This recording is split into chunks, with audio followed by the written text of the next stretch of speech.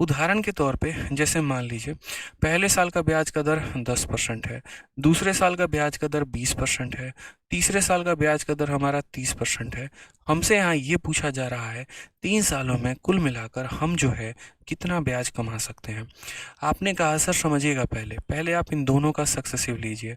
इन दोनों का सक्सेसिव लेंगे तो क्या होगा, इन दोनों का सक्सेसिव निकालने का तरीका कि 10 और 20 का सक्सेसिव कि पहले हम दोनों को जोड़ देते हैं तो 10 जमा 20, या ऐसे भी कह लो सर 10 प्लस 20 और प्लस 10 इंटू 20/100।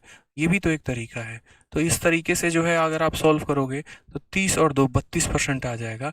तो 32% आ जाएगा यहाँ पर, तो ये हमारी वैल्यू हो जाएगी।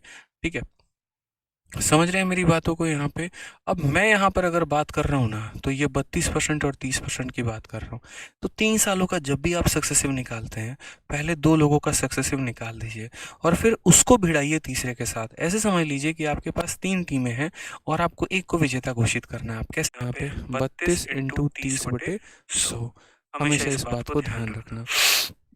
तो अगर हम बात करेंगे 32 और 30 कितना हो गया 62, 32 का 3 गुना 96, 96/10 कितना हो जाएगा, तो 9.6 हो जाएगा भाई। क्योंकि ये देखो 96/10 का मतलब ही हो गया 9.6 यहाँ पे।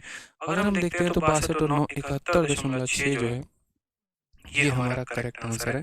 यानी इतने परसेंट का हमें क्या मिलेगा, तो इतने परसेंट। तो 3 सालों का सक्सेसिव लगाना है ना, तो यहाँ पर 3a, फिर उसके बाद यहाँ आ जाता है 3a²।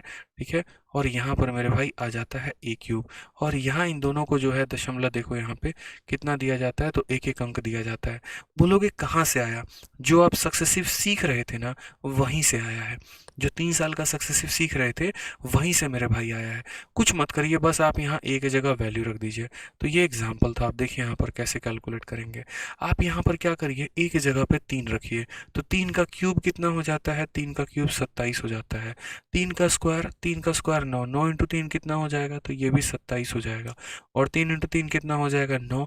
लो मेरे भाई, 1 सेकेंड में आंसर आ गया तुम्हारा। 9.2727% इज द करेक्ट आंसर।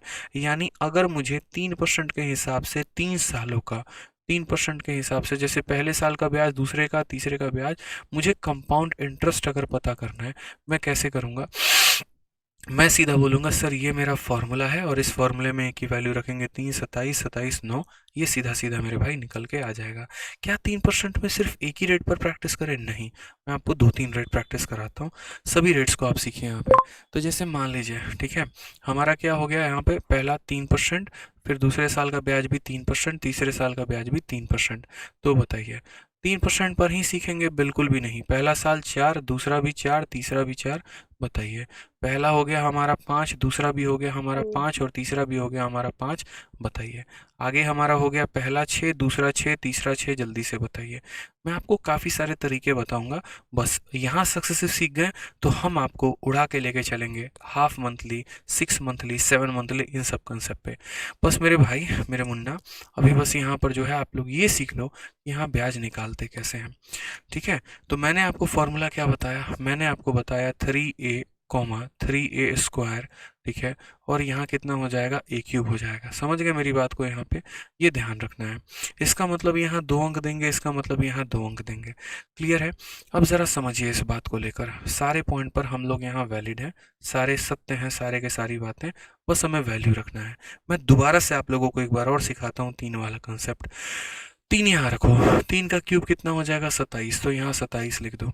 यहाँ 3 का स्क्वायर 9, 9 इंटू 3 कितना हो जाएगा 27, वो लिख दो। और 3 का 3 गुना कितना हो जाएगा 9। ये तुम्हारा हो गया है मेरे भाई क्या, तो ये तुम्हारा हो गया है ब्याज। यानी 3 सालों में कितना ब्याज कमाओगे, 9.2727। कमेंट बॉक्स में लिखो तभी याद होगा, नहीं लिखने से याद नहीं होगा। देखता तो हर कोई है, लिख लिया तो याद हो गया भाई। जहां पर दिमाग की जगह हाथ चल जाता है ना, यूँ समझ लीजिए कि वो फिक्स है, हो चुका है माइंड में हाथ। 4 यहाँ रखो, 4 का क्यूब कितना हो जाएगा 64। ठीक है, 4 का स्क्वायर 16, 16 इंटू 3 कितना हो जाएगा 48। ठीक है, और 4 इंटू 3 कितना हो जाएगा 12, यानी 12.4864%। ये हमारा ब्याज हो जाएगा भाई। ठीक है, आ जाइए नेक्स्ट, यहाँ 5 के बारे में बात करते हैं। 5 का पहली बात क्यूब, अब 5 का क्यूब हो गया आपका 125, ठीक है। 5 का स्क्वायर 25, 25 इंटू 3 कितना हो जाएगा, 75 हो जाएगा। और 5 इंटू 3 कितना हो जाएगा, 15।